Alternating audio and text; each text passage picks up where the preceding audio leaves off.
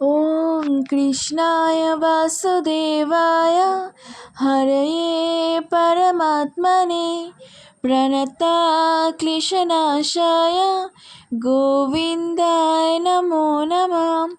जय श्री कृष्ण। নমস্কার সকল বন্ধুরা যারা আমার এই ভিডিওটা আজকে তোমরা সবাই দেখছো। তো তোমাদের জন্য আজকে আমি একটা ছোট্ট নতুন ভিডিও নিয়ে চলে এসেছি। তো সামনেই জন্মাষ্টমী, তো আর মাত্র 2টো দিন রয়েছে।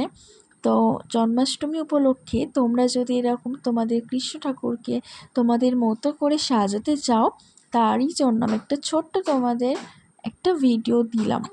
তো এটা আমার বাড়ির কৃষ্ণ। এটা আজ থেকে প্রায় অনেক দিন আগেকারের কৃষ্ণ ঠাকুর। তো এটা অনেক দিন ধরেই ছিল, যেটা আমার বাড়িতে মা কালার করার জন্য অনেকবারই বলেছিল, তো এটা আমার করা হয়নি।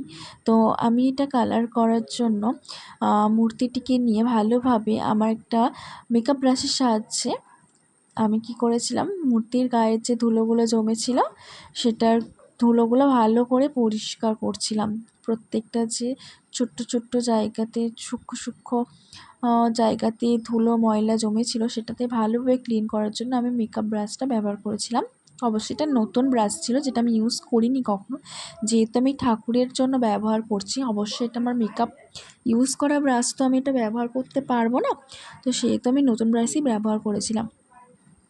তো ভালো করে ব্যবহার করে নেওয়ার পর আমি কালার যেটা ফার্স্টে ইউজ করেছিলাম, ফার্স্টে ব্রাশ নিয়েছিলাম, তারপর একটা ফেব্রিক কালার নিয়েছিলাম হোয়াইট কালারের। তো দেখো ঠাকুরের একটা ছোট্ট প্লেটে নিয়েছিলাম। তো তারপর আমি একটু ফেভিকল মিশিয়ে কালারটাকে মিশ্রিত করেছিলাম। তো এটা আমার ফার্স্ট টাইম হচ্ছে ঠাকুরের রং করার কাজ।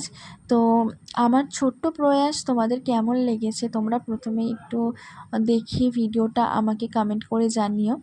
তো এটা আমি কিন্তু মূর্তির গায়ে যে বেসটা আমি সেটা কিন্তু বসাচ্ছিলাম হোয়াইট কালারের ফেব্রিক কালার আর ফেভিকল দিয়ে মিশ্রণটা আমি ভালোভাবে বেসটাকে সুন্দর করে বসিয়ে দিচ্ছিলাম, যাতে ঠাকুরের মূর্তিটা কালার করার আগে যে প্রথম ফার্স্ট লেয়ারটা সেটা সুন্দরভাবে বসে আর মূর্তিটা নতুন একটা রূপ প্রদান হয়।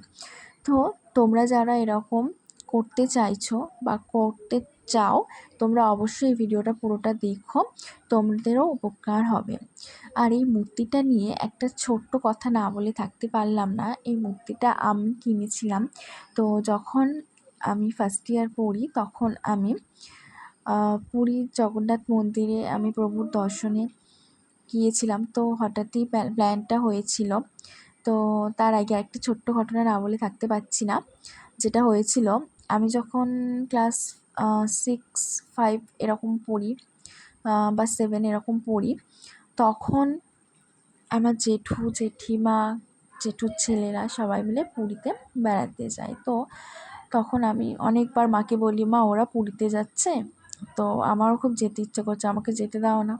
মা তখন বলছে আমি পরে নিয়ে যাবো, এখন যেতে হবে না। তো তখন আমার হঠাৎই জানি না কেন, কখনো ওরকম হয়নি যে আমার পুরীতে যাওয়ার জন্য এতটাই ইচ্ছে হয়েছিল, আমি এতটাই যাওয়ার জন্য বায়না করেছিলাম যে মা ঘরে দরজা বন্ধ করে দিয়েছিল ওরা যাওয়ার সময়। আর আমি খুব কান্না করেছিলাম যে আমি যাবো, খুব চিৎকার করে কান্না করেছিলাম যে আমি যাবো।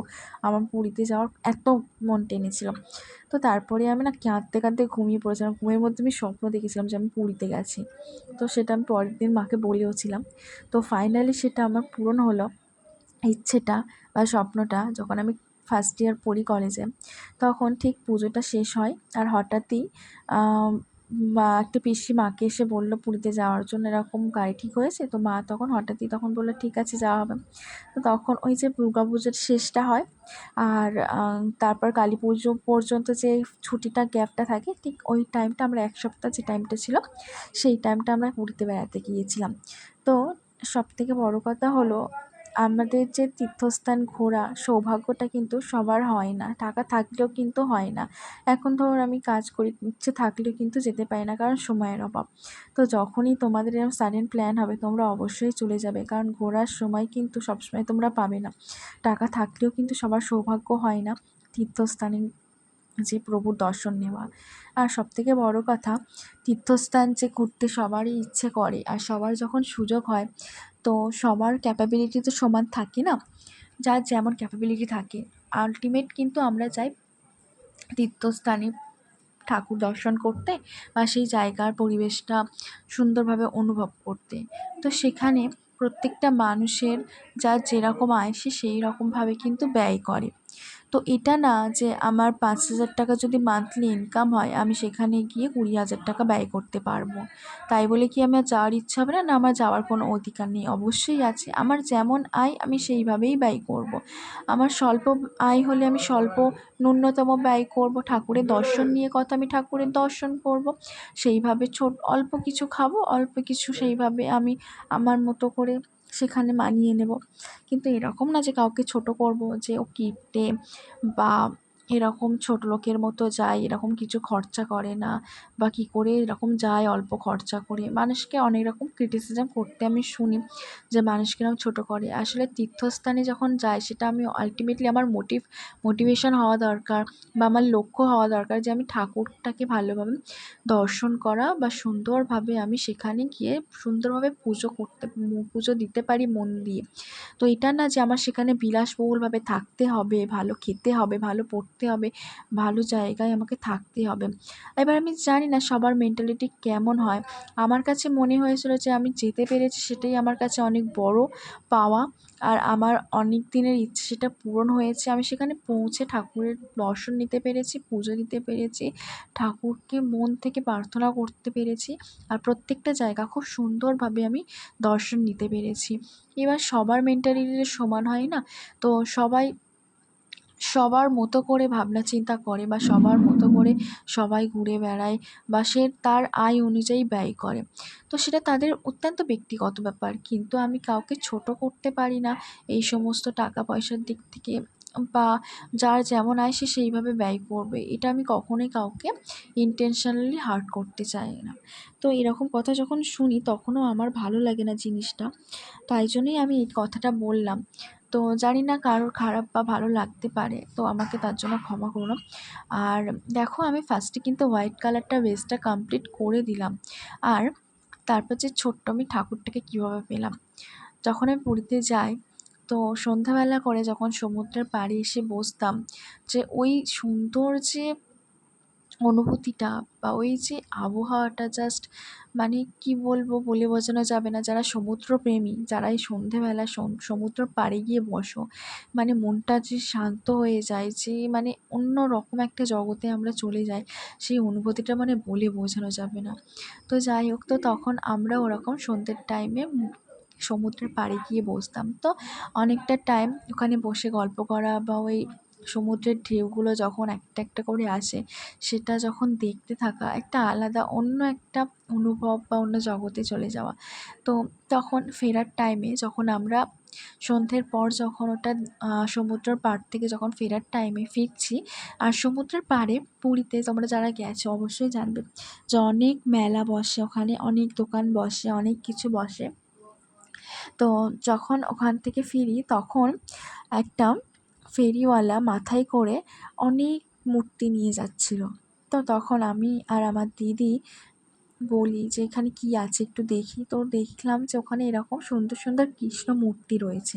তো আমি দিদিকে বলি, আমার জেঠুর মেয়ে ছিল, যে আমরাও একটা করে মূর্তি নেওয়া হবে? ও বলল হ্যাঁ, বলে দুজনে দুটো মূর্তি নিলাম। আর আমার কাছে না, আমি পুরীতে যখন যাই তখন তো সবটাই বাবা মার খরচা, বাবা মা দিয়েছিল। তো তখন আমার কাছে ২০০ থেকে ২৫০ টাকা ছিল আমি যখন পড়তে যাই। অবশ্য সেটা আমার নিজস্ব ইনকামের টাকা ছিল। তখন আমি ছোটোখাটো পার্লারের কিছু বাড়িতে কাজ করতাম, কাস্টমাররা আসতো। পুজোর সময় আমার পুজো ঠাকুর দেখার পর ওই ব্যালেন্সটুকু আমার হাতে ছিল। তো ওটুকু নিয়েই আমি গিয়েছিলাম পুরীতে। আর আমি ২০০-২৫০ টাকা যেটুকু আমার কাছে ছিল সেটুকু আমি সেইভাবে কিছু খরচা করিনি। সেটুকু দিয়ে আমি তার 50% দিয়ে এই মূর্তিটা আমার খুব পছন্দ হয়েছিল, আমি সেটা কিনেছিলাম। ঠিক আছে? তো এই মূর্তিটা কিনে আমি আমি জানি না, আমার একটা যেন মনে হলো আমি কিছু আনতে পেরেছি পুরী থেকে, যেটা আমার বাড়িতে থাকবে, আমার বাড়িতে মা সেবা দেবে, পুজো হবে, একটা স্মৃতি হিসাবে এটা থেকে যাবে। তো আমি ছোট্ট জিনিসটা নিয়ে এসেছিলাম। তো আমার খুব পছন্দ হয়েছিল, তাই মন থেকে নিয়ে এসেছিলাম।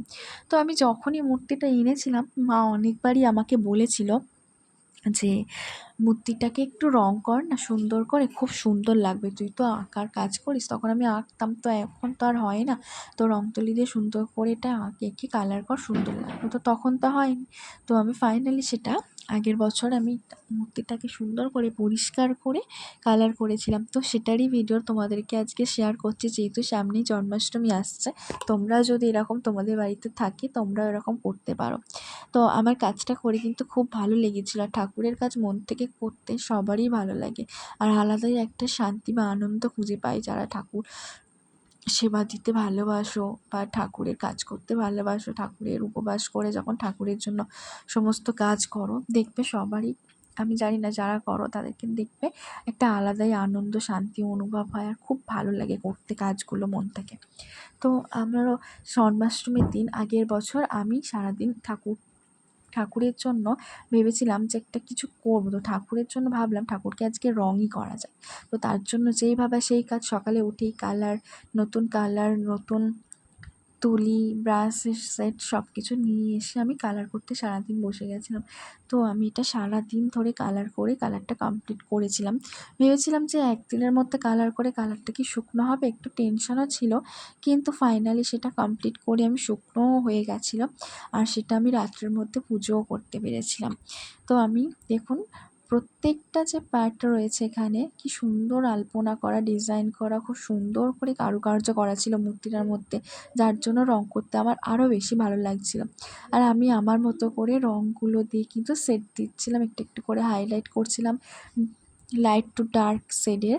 আমার কাছে যতটুকু আমার নলেজ ছিল বা আমি যতটুকু পেরেছি আমি সেইভাবেই করেছি। আমি তো খুব একটা ঠাকুরের মূর্তি তৈরি করার আমার এক্সপিরিয়েন্স না, কারণ আমি ড্রয়িং করতাম ঠিকই কথা, কিন্তু কখনো সেইভাবে মূর্তি কালার করিনি কখনো। তো এটা আমার প্রথমবার এক্সপিরিয়েন্স হলো, আর প্রথমবার আমি এই কাজটা করলাম। তো তোমরাও যদি এরকম করতে চাও অবশ্যই করো। আর আমি জানি এর মধ্যে অনেক ভুল ত্রুটি হয়তো আমার ছিল। তো যাই হোক, ভুল ত্রুটি তো মানুষ মাত্রই হয়, তাই বলে কি মানুষ করবে না, কখনো কিছু শিখবে না? তো আমি এটা আমার ভুল ত্রুটি হলেও আমি চেষ্টা করেছিলাম আমার যতটুকু সাধ্য ছিল বা যতটুকু আমার বুদ্ধি দিয়ে আমি ততটুকু করার চেষ্টা করেছি। তো তোমাদের যদি ভালো লাগে তোমরা অবশ্যই জানিও কেমন হয়েছে। তো এটা আমার আফটার কালার করার পর যে লুকটা এসছে আমি সেটাই দেখালাম আমার কৃষ্ণ ঠাকুরকে কেমন লাগছে। তো তোমরা যদি মনে করো এটা কমপ্লিট, এটা কিন্তু কমপ্লিট লুক না, এটার এখনও কিন্তু কিছু অংশ বাকি রয়েছে। তোমরা দেখতেই পাচ্ছ যেটা আমার কৃষ্ণ ঠাকুরের মূর্তির যে গয়নাগুলো রয়েছে সেগুলো, হাতের যে গয়নাগুলো রয়েছে, গলার যে গয়নাগুলো রয়েছে, সেই গয়নার কালারগুলো কিন্তু আমি এখনও কমপ্লিট করিনি, কারণ আমার কাছে তখন সেই মুহূর্তে গোল্ডেন কালারটা ছিল না। তাই জন্য এটা আমি অর্ধেক কমপ্লিট করে রেখেছি। তো এটার পুরোপুরি কমপ্লিট এখনও বাকি রয়েছে। তো তারপর আমি দেখো যে কালারগুলো করেছিলাম, সেই কালারের প্লেটগুলো রয়েছে, সব রকম কালার মিশিয়ে মিশিয়ে আমি এক্সপেরিমেন্ট করে করে কালারগুলো সেট দিয়ে দিয়ে করেছিলাম নিজের মতো করে। তো তারপরে কিন্তু আমি আমার কৃষ্ণ ঠাকুরের যে বাকি অংশগুলো পড়েছিল সেগুলো কিন্তু আমি গোল্ডেন কালার আর একটু ইয়েলো কালার মিশিয়ে কিন্তু আমি ওই গয়নার কালারগুলোকে কমপ্লিট করেছিলাম। আর এটা হচ্ছে আমার ঠাকুরের বিফোর লুক, যেটা আমি বেস করেছিলাম। আর বেসটা কমপ্লিট করার পর যখন আমি পুরো ফুল কালার করি, তারপরে আফটার যে কালার যে লুকটা আছে সেটা। আর তারপরে তোমরা দেখতে পাবে যে আমার পুরো গয়নার যে কালারগুলো কমপ্লিট করার পর যে লুকটা আসছে, আমি এটার পরই দেখাবো। তো তোমরা দেখো, আর তোমরা কিন্তু অবশ্যই আমার ভিডিওটা দেখার পর কমেন্ট করতে ভুলো না যে কেমন হয়েছে আমার এই ছোট্ট প্রয়াস। আর তোমাদের যদি ভালো লাগে অবশ্যই তোমরা বাড়িতে করো, তোমাদের ঠাকুরকেও সুন্দর করে সাজিও, কারণ কৃষ্ণ ঠাকুরের জন্মদিন বলে কথা। তো ঠাকুরকে তো অবশ্যই তোমাদের মতো করে সাজাবে। যার বাড়িতে গোপু সোনা আছে, গোপাল আছে, তাকেও সুন্দর করে সাজিও। তোমাদের বাড়িতে যাদের এরকম ছোট্ট মূর্তি আছে তোমরাও সাজিও, বা ঠাকুর ঘরটাকে সুন্দর করে ডেকোরেশন করিও, কারণ জন্মাষ্টমীতে কৃষ্ণের জন্মদিনে কৃষ্ণ ঠাকুরকে সুন্দর করে সাজিয়ে পুজো দিতে, সেবা দিতে আমাদের সবারই খুব ভালো লাগে। সবাই আমাদের ছোট্ট ইচ্ছাগুলো কিন্তু ঠাকুরকে সাজিয়ে আনন্দ পায়। তো শুভ জন্মাষ্টমী সবাইকে।